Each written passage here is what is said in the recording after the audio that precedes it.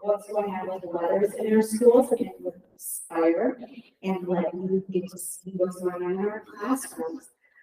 So how does the admin work into this? We'll walk you through that as we go along too. But we are here to just show you our partnership with the Edina Public Schools, how we have worked with the Edina Public Schools to bring together our work and our funding to help make this a reality in our schools so that we can bring our students the best possible education that they deserve and our teachers the professional development that they need in order to teach our students.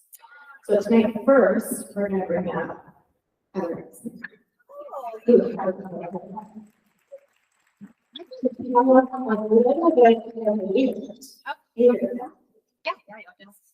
And just give us a little bit of overview of that, and then we'll bring up some of our educators. Well, good evening. I was totally prepared for exactly what she just said. Okay, so the READ Act was a really big deal and collaboration. I want to give a shout out to Stacey Stanley, who is really led the way in the state of Minnesota. And I remember Stacey and I had a meeting in my office, and I was like, Stacey, how about we do this and this and this? Yes. So and this is really what we have. But you have led the way. You are such a gem for our district. I hope you always get the love and appreciation that you absolutely deserve. I know that. So you guys really have led the way for state policy. We came early to understanding that balanced literacy and whole language was a problem, and really being able to look at structural literacy and trying to make sure that we gave teachers and students the tools they needed to succeed. So the READ Act has many different components, but it's a $92 million investment. And we are this session, maybe you've heard of the session starting February 12th. I don't know if any of you are this policy wonky or good I am, but I'm really excited about hopefully getting 30 million more. It's going to be my ask for the READ Act this year. And so it makes sure that we also, and I think in the future, we're going to want to look at increasing local literacy incentive aid for districts, which I think Superintendent you would probably agree would be really helpful for districts. But the READ Act really did a comprehensive look at how we set out curriculum and improve curriculum in districts in a universal way for our state. Just think, districts would have to pay for this service. The state is paying for it. We're vetting it, we're doing the work. We do this partnership with the University of Minnesota. We are also paying for all of the training. Now, for districts like ours, we have already started some of the training, so there will be a loss. We've talked about reimbursement. We'll see. But honestly, we're never going to make it completely whole for districts. So as you take on literacy as one of your big issues here at Fund, I am so appreciative and really in many ways that I can partner. And if you'd like to spend the day at Capital with me in my last session, genuinely, it's an open invitation. I would love to see you there. But thank you, Kathy, for having me.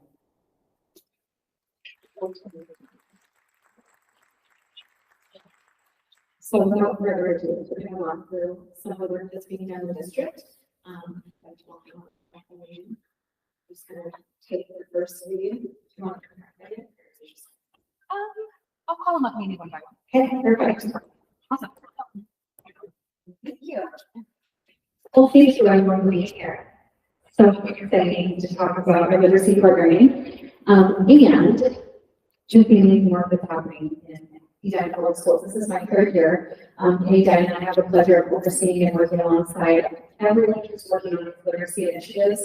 And it truly is, you'll see the snapshot of how this looks pre-K, elementary, and secondary. That's kind of our goal today. And so we're going to just touch on a few things and then have some of our other staff members come up and share about programming in specific areas. So, as I said, Bethany Van Anto, Assistant Director of Teaching and Learning, and I just wanted to pause here for a minute and know that I've highlighted my email address. We may not have time for questions because we've got a lot of things to share and celebrate with you. If we don't, that's there for a reason. Please use it and take a picture of it. Email me if you have any questions that I might not get to tonight. So with that, we always start with our mission and vision, and I think this is a beautiful way to start off as we share this story with you and how the READ Act and how literacy And structured literacy is a whole for the district because we are committed every time we get together as a staff, we talk about this vision together. We read it, we have it memorized, regardless if it's at the cabinet level with Dr. Stanley, or if it's with our teachers, and even some students at Armadale, but this is French occurred. Chris can attest to that. So we say there is no Edina Public Schools for each and every student to reach their full potential and to thrive. And you'll see evidence of that throughout as we go through this. So this means reading, you might be familiar with that very buzzword now in education. And as a mom of two kids, I have a first grader and a fifth grader, and we're living and breathing this now in our home. And we recognize now that it's way more complicated. I started teaching about 20 years ago, and we have to be way more intentional. So this is just a graphic that shows the complexity of what it takes to teach kids how to read, and all of the components that are necessary, and we weave them together. So I just put this in front of you. I'm not going to leave it. What just you hear different pieces that are happening in the early learning center or in our kindergarten classrooms or even our second grade classrooms.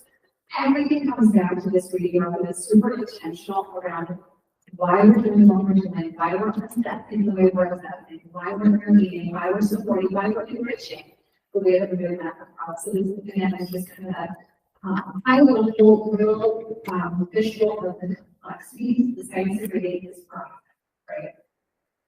So Heather spoke a little bit about the Read Act, and I'm just going to talk really quickly. She explained the overview of how the state is supporting us. I want to speak to what this looks and sounds like for Edina Public Schools, because I will tell you, part of my job is networking with other districts across the state.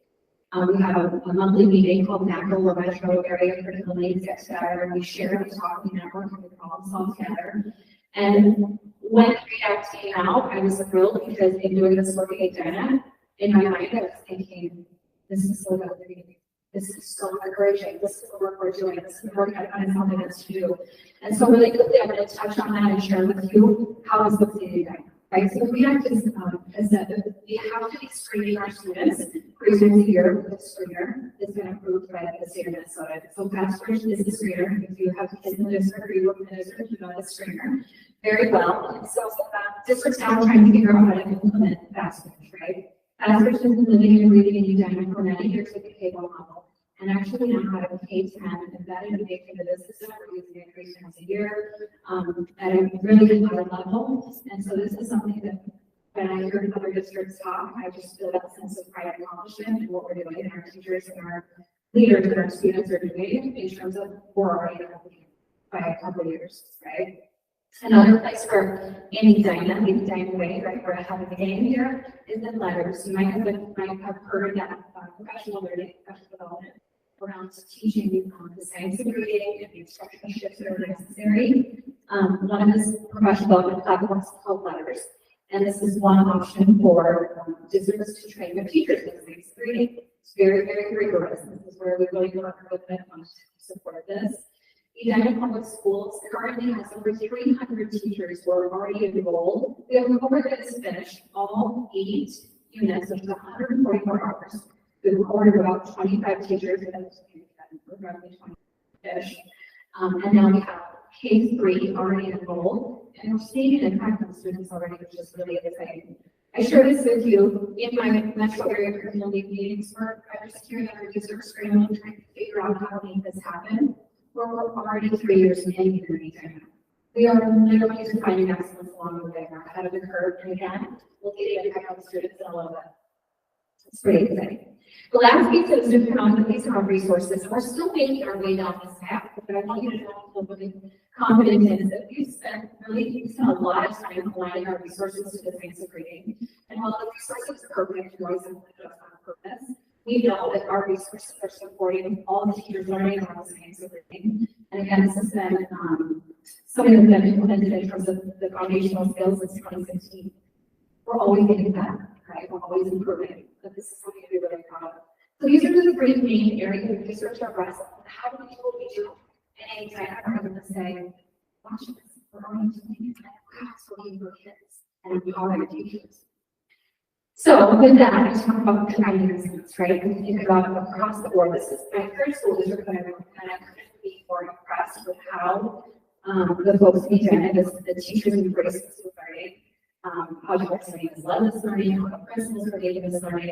It's really outstanding how our staff are driving this new learning and actually impacting his students. You'll see evidence of that along the way. Also, campus and community. My unique part of my role, I get to partner with our Dyslexia Alliance. I just meet with some of our moms in the district and talk about how are we working together to make sure that we're communicating well, that our families are understanding and supported. So that partnership has just been really great. At each of our elementary schools, we're also having a science and reading night. Chris Golden in Morganville started this a couple of months ago, and each of our buildings is hosting one of these. So look for those nights and so you can hear from your children's teachers. So that's been outstanding. And finally, like I probably could do the work that I did last.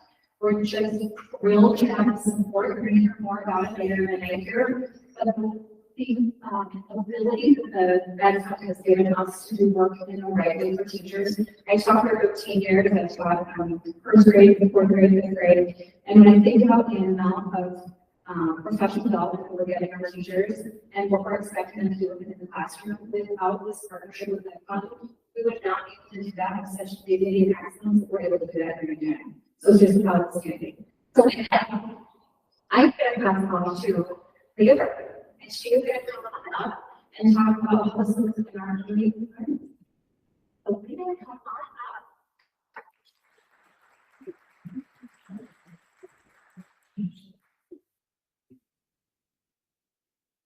Well, hi, everybody. I'm excited to be here. Always joyful to talk about excellence in early childhood. If I haven't yet, I have to say a word that I am honored and privileged to be part of the Learning Center across the parking lot. We currently serve about 550 students, and I work with a staff of 80 amazing dedicated people. So today I'm just going to share a little bit about some of the work that we've been doing in early learning around literacy development. And my PTO president has to give me a timer, so I won't be talking. So somebody just let me know. So the first thing that I just want to start a little bit with is sharing just a little history around early childhood, if you're familiar with it. When you think about early childhood and the development of early childhood teachers, there is a very, very strong focus on child development. The cognitive development, that's really, really important. There is very less focus on emergent learning skills, literacy, and numeracy. And so when we think about our candidates that are coming out to our teaching program, we really know right away that we need to invest in training our teachers so that they have a skill set to do that. And the other thing that historically in early childhood is that curriculum is very theme-based. That is kind of always been the way early childhood has worked. If you remember your days in school, you write it in September, so apple. And that's great. Apples are like cute, but they're not data-driven. They're nothing, we don't have any baseline on what kids already know and can do. And so we don't have any direction on those that want to how kids learn and grow. And so, and also, it's a very staff-centered planning that we want our teaching to always be student-centered, right, when we're thinking about that. So, I was fortunate enough to come on board in 2016 and worked for a couple of years to really get a strong focused curriculum in the early learning center. It's creative curriculum. It's very, very popular in school-based early learning programs. And part of the reason it's popular is that it's directly aligned with our state standards, the ESETs, for the child indicators. It also has a standardized assessment, which is called Teaching Strategy Goal. And again, that standardized assessment is well aligned with what we want kids to know and be able to do as they enter kindergarten. And one of the very first things I started saying around school when I was fortunate enough to join was, we're not getting kids ready for June 1st, we're getting them ready for September 1st. So we're going to make sure that their transition into the next step of their educational journey is they're ready. And then the other thing that we've been fortunate enough to do is add some training for our teachers, letters, which I'll speak a little bit more. Integrity, community awareness training, and lessons for our kiddos. And then interventions as needed. If you have kiddos in the elementary setting, you know what reading for and math for is. We just got that version in the early learning center. It's just called early learning forum. So we have a gal who comes over every day and provides some literacy interventions for kiddos. In 2022-23 school year, we began to keep data, and I had noticed for a couple of years, you know, this is a pretty diverse population of kiddos that are coming to the early learning center. Lots of different languages, lots of different experiences, really well vast breadth of people. And so in 22-23, we started to collect some data on who are the families that are coming to our school, and discovered that we have a pretty strong multilingual group, and even of those multilingual families, a number of kids that are English language learners. And full caveat, when you think about young kids, 2, 3, 4, 5, they're all learning English. Everybody is learning our language and structures of the that we have. But we notice that we have some population of kiddos that are English learners as well. And so we started a couple of different programs to help target those families. The first thing, I'll talk about that in the next slide. To that. And so all of these things, you know, I'm really, really proud to share with you. As Bethany talked about excellence and talking to her coworkers about what we're doing with Edina, I also have a monthly meeting with the other versions of data about the metro. And I will say, I think that's it. Every single meeting, tell me about letters. How are you guys doing letters? What does it look like for you as an administrator? Where do you see something in your classroom? How is reading programs for young learners? Do your teachers like the handwritten lessons? And that feels really good to be able to say to other people in the metro, we're doing it in Edina. Come check out what we're doing, come see what we're doing.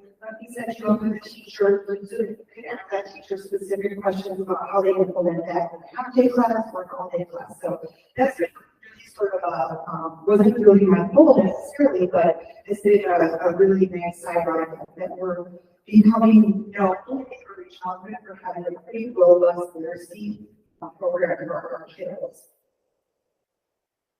Okay, so letters, and I know that.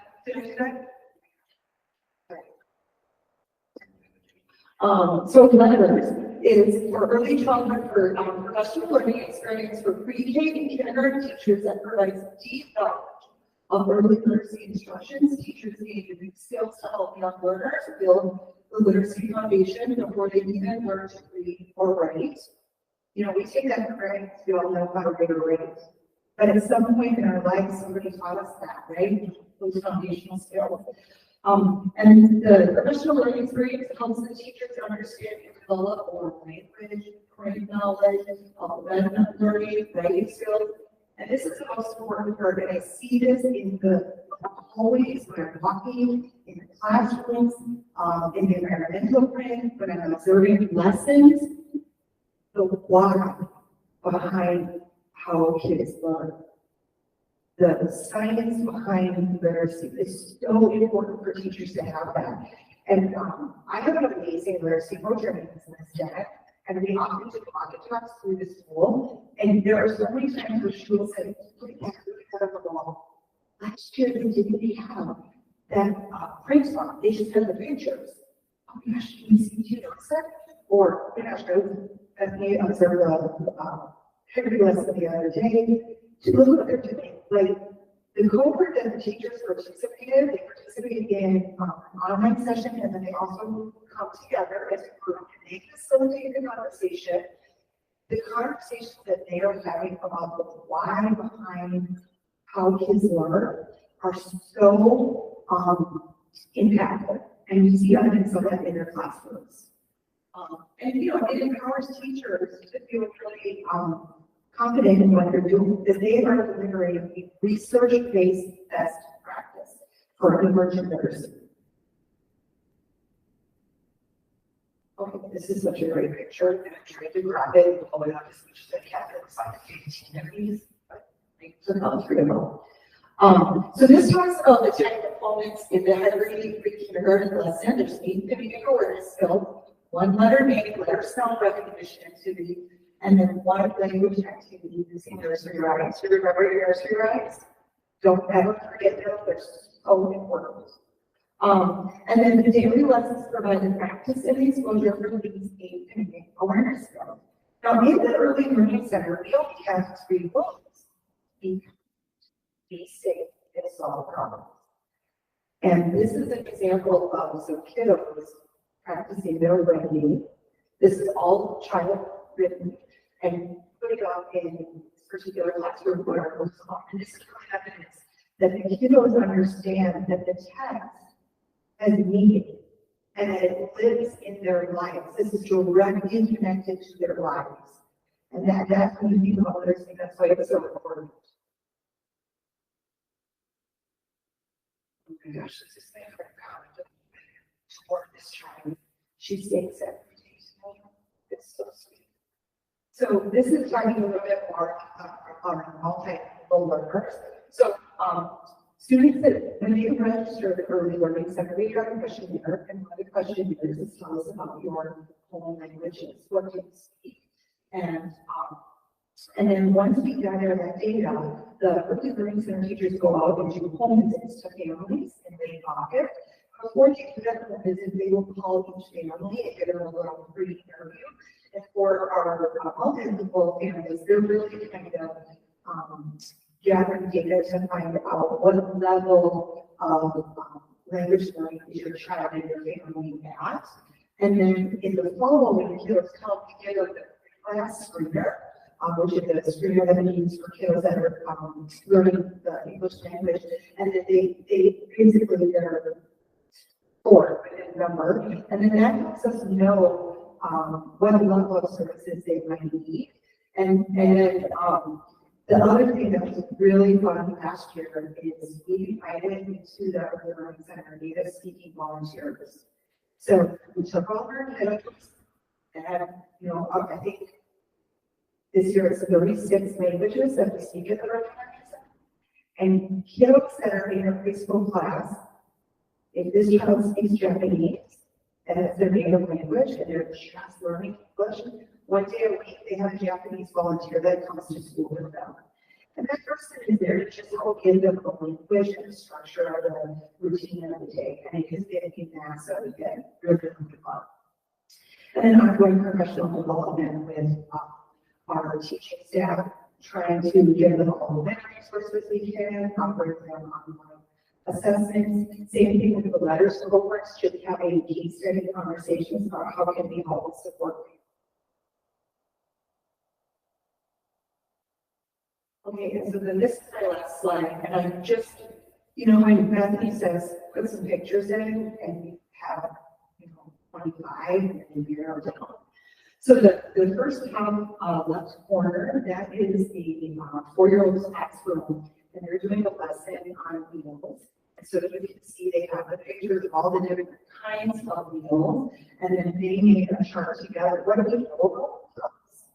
And so lots of different notes and conversations. This is really a sharing of the pen and interactive writing where the kids are giving the language to the teacher and she models the writing on chart paper. Directly below that is the ease into the day activity where the teacher out of the pencil she draws hearts, and the directive to the children is find a heart, write a letter. So this is where we gauge different levels of knowledge, because really the directive is only write a letter. My letter would be L's, but if I'm no more than just I write in my heart. If I know my whole name, I might write Lena D or her. The top left-hand corner is just an interactive chart that's to create a curriculum. It's shared on the end. So each day they go through one of those charts and they organize together. And then the bottom is sound wall. If you've been in an elementary classroom, you've probably heard of a word wall. And this is the sound wall. And so we're really working on teaching kids the sounds. And I don't know if you can tell her now, she's got yellow post-it notes that are covering the picture identified with her. And for some of the letters, she's got the picture of the shape of mouth is when you're making the sound, which is really, really important for kids to understand when they're learning. I know moves in different ways to make different sounds. So just some examples of great things, and all are welcome. Come to visit anytime. I think I've done.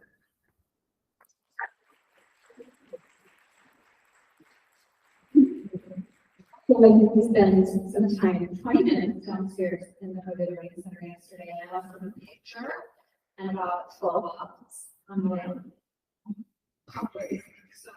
But they were doing the sound lesson, it was great. So I'm going to just walk you through elementary a little bit. So I just spent a lot of time with our amazing literacy coaches working together on how this looks in our principals in the classrooms. And so I'm just going to kind of speak now so you go through things that are similar. Some things that are, you're going to notice patterns of work that happens as we move up in the years. So there are some things I have to give credit where credit is due, standing early, applied, and don't live. And so we think about that before the science of reading movement. This is such a great way to articulate some of the really big high-level important shifts that teachers are making. One really important thing is that we used to be great example, right? Read to your children, give them a book, just something that each person in that story, and they will just absorb it and they will start to learn. Like these things starting to talk, crawling, things like that. What we know now is it is challenging. Remember all those components that are required, they can be explicitly taught. Some kids, a few, might learn just by exposure. Most need that explicit instruction around reading awareness, phonics, fluency, vocab comprehension. We used to think that there are many ways to teach reading, and now we know what recent breakthrough is that there's really one way that's effective. There's a sequence for it. We know that there are protocols for it. We know there are ways to assess it, right? So we're really leaning into that. The student reading is the cognitive barriers we cannot change. We now know that we can improve student reading versus and finally, latency is students will catch up. We're not going to wait and see if they can catch up. We want to get it early and often and build those skills, just like they were showing already in the earlier exam. So we know that really intervention is critical. So, did you recognize that this now is the next level of this? And so this is on the sound wall. I didn't even listen how great is that? So I mentioned you can see this downstairs to the early learning center, but this is how we in our classrooms. We have this creativity living in our French Immersion. We have this living and reading in the K-2 classrooms now. As they get through Unit 2 and letters, they get a sound wall and they understand how professional development and they use the sound wall throughout their day during instruction to be able to show children the sounds. They even know like a voiced sound or an unvoiced sound. When you're in the classroom, so you can hear it starting now, this point in the year to really use this language. But these are English charts. If you're in a classroom and see these in a K-2 classroom, and you'll see teachers referencing these, they're going throughout their day, they're teaching the sounds, or they're going to teach the coding strategies. This is an example of fluency practice. One of the pieces in that reading rope is that fluent reading. And so one of the things I'm just going to share with you a really quick video of these two friends at Edina Elementary practicing their letter sound fluency. And we do this not just with letter sounds, but also with reading passages. I'll share this with you really quickly.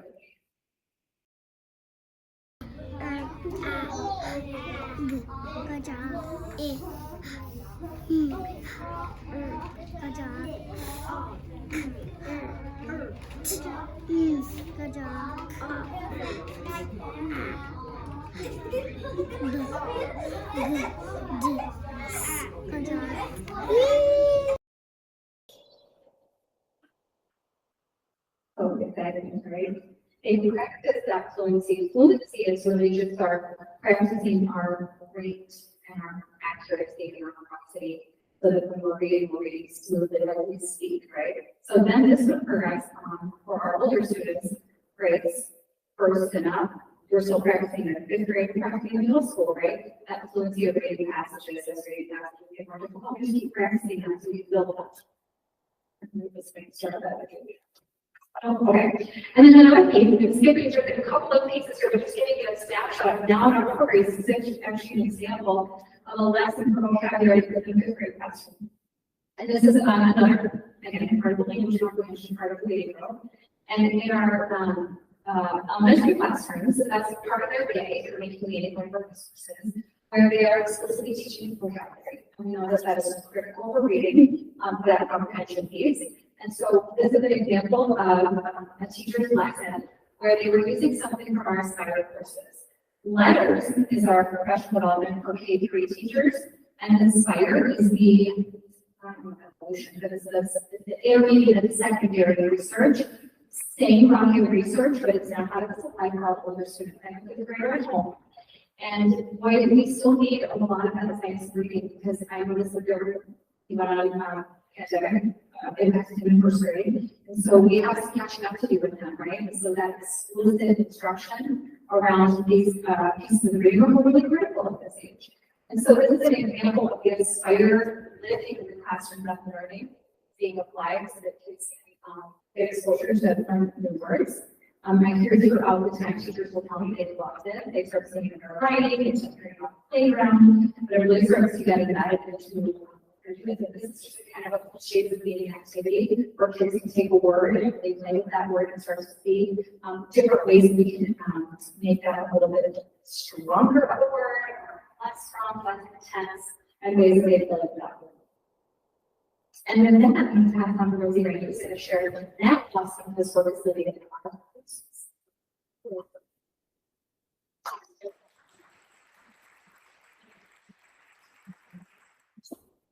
So I'm Rosie Ray, and I work here at Southview. I am an administrative student support, and I just joined Southview this year from the elementaries. Creek Valley was my home for 17 years, and then Concord before that. So I grew up at Cornelia, Concord, and I love myself.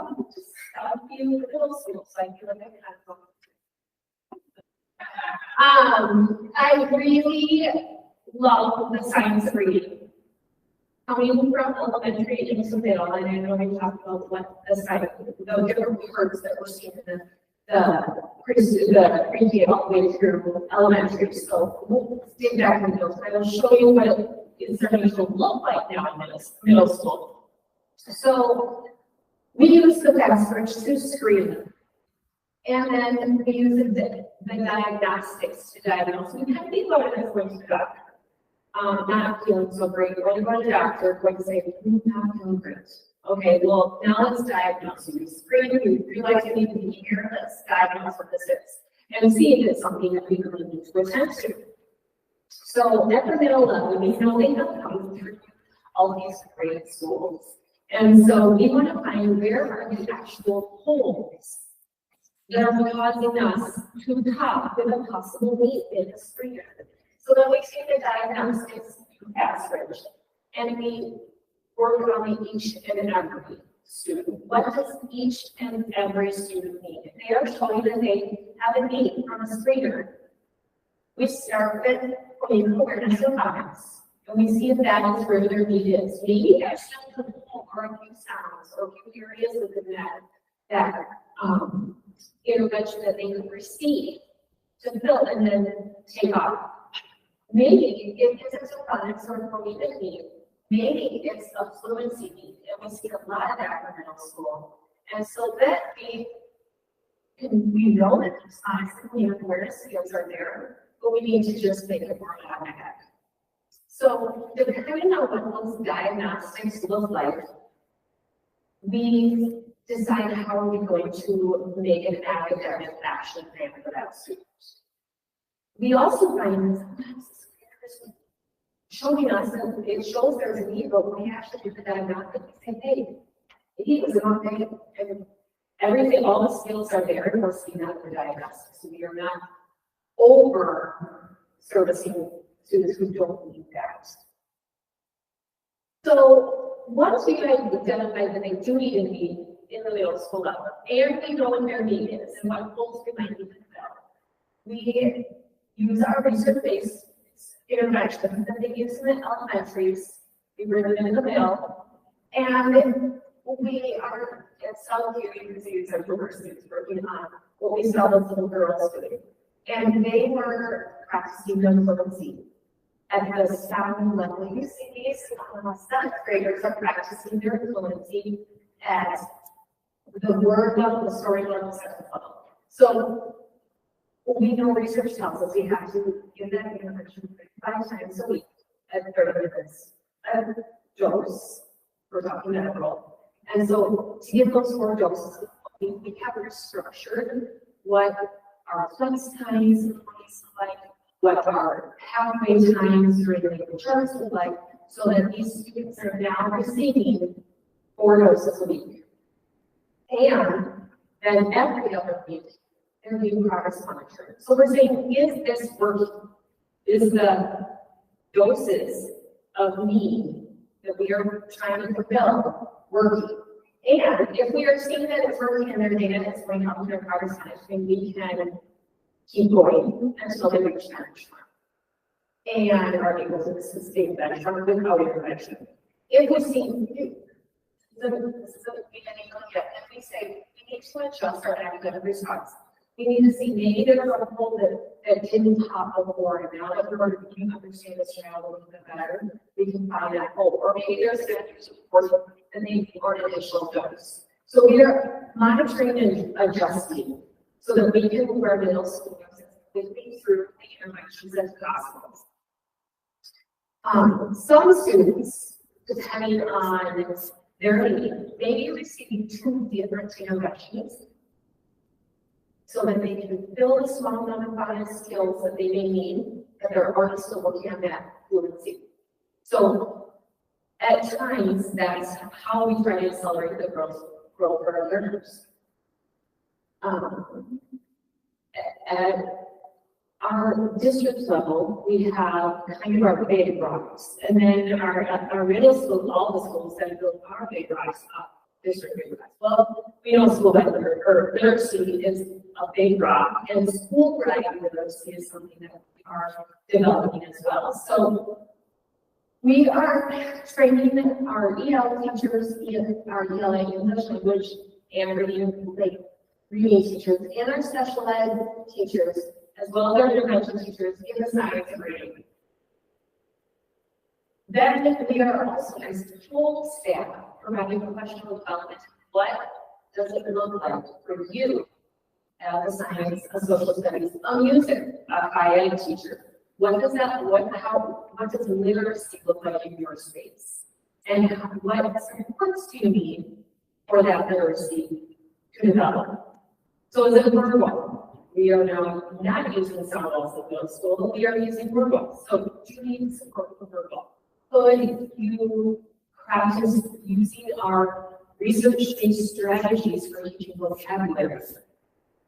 Maybe a science teacher, but let's roll in some of those strategies we're going to Inspire and other places for those research-based strategies. So we are beginning to make a class that's new to this. And if you feel like you don't work, we also have literacy coaching. So we are there to help support them, support our teachers, and provide them so that we can move the needle, not just the low, we can keep it going all the way up. Is it? Right. Is it better? It's working.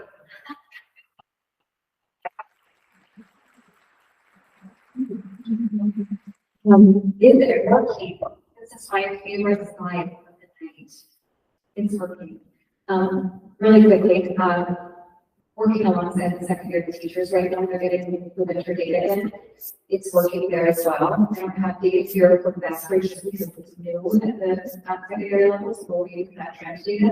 But they're writing creative plans and exiting students. So I know we had 11 students exit out of intervention at Valley. So we've got students exiting out of supports. What that means is they hit benchmark, and what that means is that they're really strong correlation between aspiration and MCAs. And I understand, right? Secondary testing, well, that means we have kids for their futures, right? You know, literacy currency of power, literacy currency of power. So that makes volumes to what, how we shape the trajectory of the future, really. So is it working? This is really exciting, guys. What we're looking at right now, over here on the left is kindergarten, over here on the right. And what this is winter trend data from last week, okay? So we had over in 2021, over on the left-hand side, you're gonna see 2021, we had 59% in January, 59% of our kindergartners were meeting the That's a 50% in evac. Okay. Last year, during this time, it was 76%. And just this year, in January, we are now at 80%. That is an increase. What is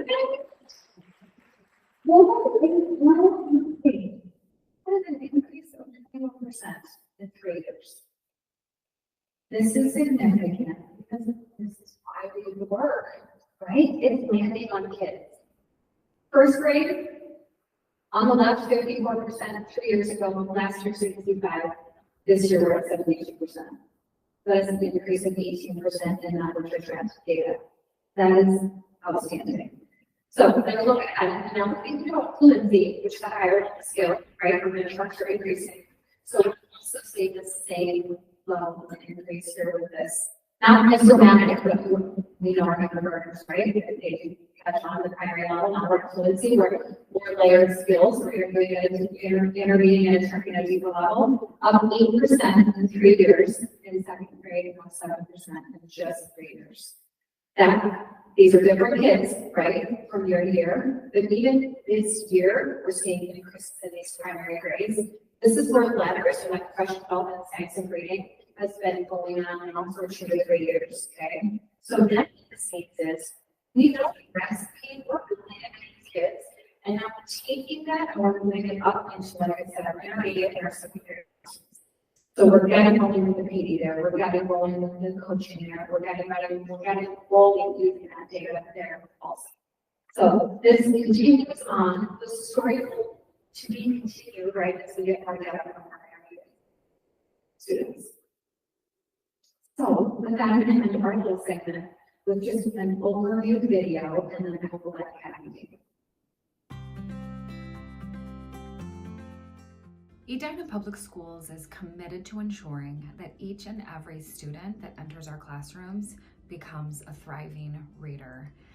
We have committed to ensuring that each student receives the best instruction aligned to the most current research possible, and this is done through our commitment to the science of reading. After letters, we have so much more intentionality into everything that we do, from reading stories to guided spelling to decoding.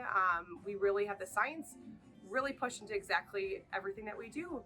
The students are more confident, they're using all their skills that they've learned, and it's just totally changed everything we do in literacy here in kindergarten. How do they just connect literacy to their lives? And that's really the entire goal of literacy development for all children, but for young children, we're really giving them that fundamental start, beginning of school. Our teachers have just really embraced the science of reading, and it has created this movement around the collective efficacy in looking at data and using that data to inform instruction and then make those instructional shifts that they're learning about in the new research in the science of reading through their letters and the Aspire courses, and monitoring that and ensuring that that instruction is landing on kids in a way that shows that they are reaching that aggressive growth and meeting benchmarks and thriving and learning to love reading. Yeah, and I really especially appreciated looking at students who have made growth despite their being at a low risk rate or at a risk rate, and they're still making some growth, and that's really positive. And what we were thinking right now is to look further and look at what they are doing with those kids, what we are doing with those kids with their growth rate, how we can maybe bring that to other students who are also on our FastBridge charts. At Southview, we're really, we love celebrating student success, and so when we see the data go up, we we pull the student in and celebrate with them. Whether it is the kids being successful, our staff being amazing, or our community wrapping around our school district to make certain that we are the leaders. We are defining excellence in the areas of science of reading. I just couldn't be more proud as the superintendent.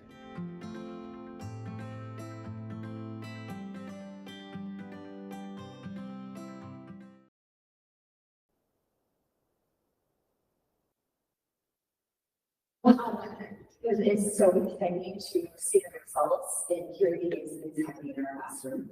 And as Kathy mentioned, I have the proud director of teaching and learning here at Edina, started in 2000, right in the middle of COVID, and right in the middle of our work in creating our early learning control comprehensive literacy plan. So one thing that I want to connect is our comprehensive literacy plan that's developed reading that is closely aligned, and that it takes an entire village to put this work into place for students so that we can deny excellence. We do deny excellence because that is what our students deserve, right? And so a huge piece that I know we want to celebrate is the partnerships that we have everywhere. Partnerships specifically that we have with Edina. They have parents of ours that say I'm here tonight. That partnership and collaboration because it's very meaningful. Parents that are in the space that have asked the challenging questions that are critical for us to hear. Our partnerships are what makes the difference for students.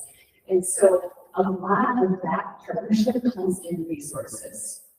And the resources that we have taken with Edina are absolutely critical for us to implement the comprehensive literacy plan, the READ Act, the science of reading at the highest possible levels so we see these results in our students. Edina is committed to making sure these partnerships are strong and collaborative so we have the greatest impact on students. Some of the big ways that we've been partnering and Edina is putting resources specifically into this work are with time.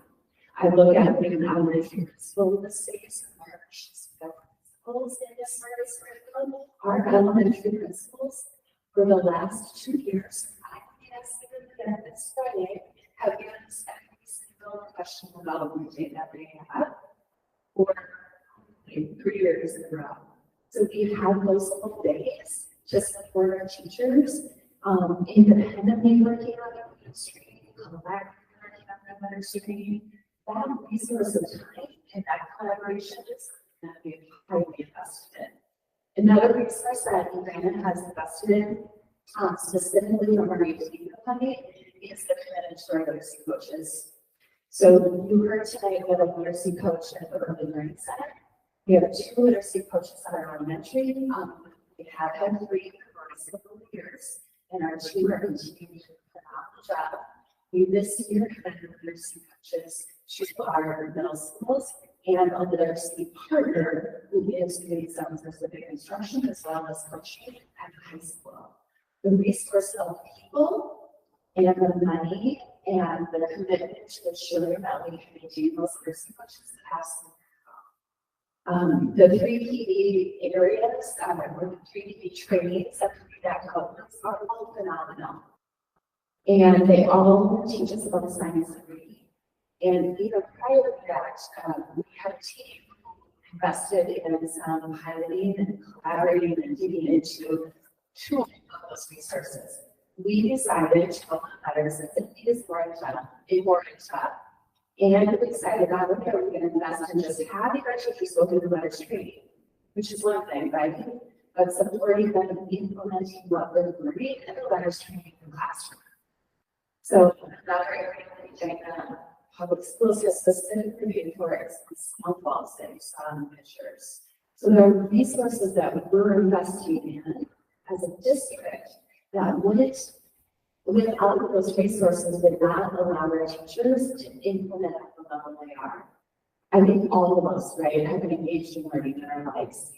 Sometimes it's reading a book, sometimes it's a podcast.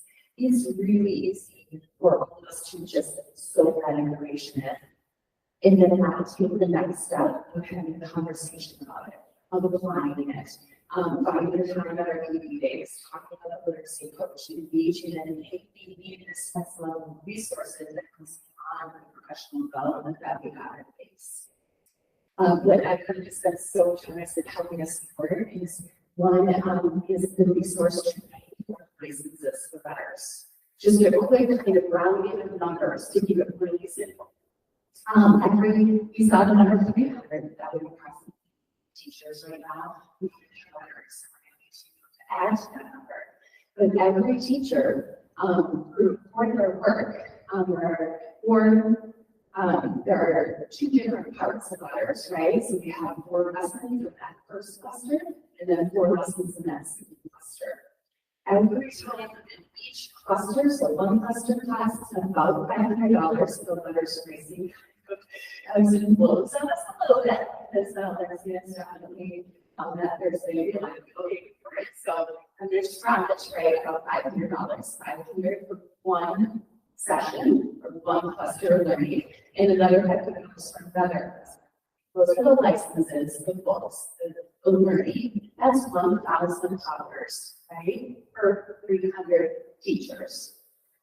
$300,000. The capital dollars that being a teaching and learning is $300,000. And so without the support and partnership of the Ed Fund, purchasing those resources, and then making sure we're also buying the curriculum resources that we're needing in other curricular areas, is just simply a stretch. And because we partnered and we have some people that community supported us, we are able to do this at the level of unifying excellence. And not just putting them on level license to the learning and move on to the classroom without the collaboration and support. We've also leaned in with a fund where we have paid for some of this through the district dollars and some of this that the dollars that has helped us raise is paying our teachers for the time that they are investing in this. And that's absolutely critical. If we think in totality about 140 hours of learning, that is all lines as 130 towards master level class. That is a lot to ask any individual to do. And to ask the teacher to do in addition to the things they learn that they're doing. And so to be able to get into the meeting is we are as creative as we can be, products subs, which is also a cost, right? We have university creative, no matter how creative we are, we can't punish 140 hours for teachers' days. And so it's a time card pay them their own pay for the hours that they do outside of what we find for them is absolutely critical to honor and help them recognize it to the next levels of implementation. It's a collective advocacy about mentioned. Our teachers are not perfect. They admit it's hard, but they are telling us the basic professional development and without us limiting that time. It could get very, very hard for them to have the United States energy, the collective advocacy to remain in and to continue learning and application of their coaches, principals, their colleagues. So I just really want to emphasize that Edina is highly, as a school district, prioritizing this work through a variety of different resources. I have resources that I can find yet. There are resources that I can time, people, money, right? And we are going to continue to lead in the partnerships that Ed Fund as well as our community to say that we are going to continue to do this with the entire access because that's what our students deserve. We're seeing the results that we have. And they were achieved on much better. So we thank Ed Fund, we thank everyone in the space for being here. I think we've got a chance to reach questions. I want to remind everyone that we had her email up there, lines up there.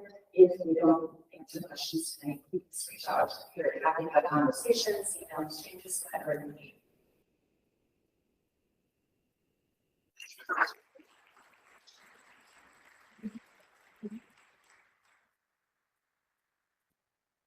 Thank you everyone for being here. This is all new. We are here because of all the work that we do. And that education that is not some magical mystery matter. We are a community foundation that comes together to help make sure that this work happens. We are here today to launch off our week of community action for kids education. Because but that's why we are here. It's a great week to celebrate literacy and all the work that we do, and we're going to come together on Friday to celebrate that morning at an event at St. Pat's Church, or our response for you, to talk more about literacy and about the other work we have programs that we have not just for schools to be effective there. This work is not free. Could we do this cheaper? Yeah, we probably could. But as you think about it, I was telling my kids, could I do an enhanced student for dinner? Wouldn't you rather that it be obviously fresh chicken and crackers and the other stuff? Yeah, it's going to take all day. But it weren't too ready. And it nourishes you. And you're going to grow from it. And it's going to make you feel good. And we call it like homemade penicillin. Because that's how it makes you feel. There's some that goes with this right. It's the right way to literacy. It's the dedicated literacy and the good to right.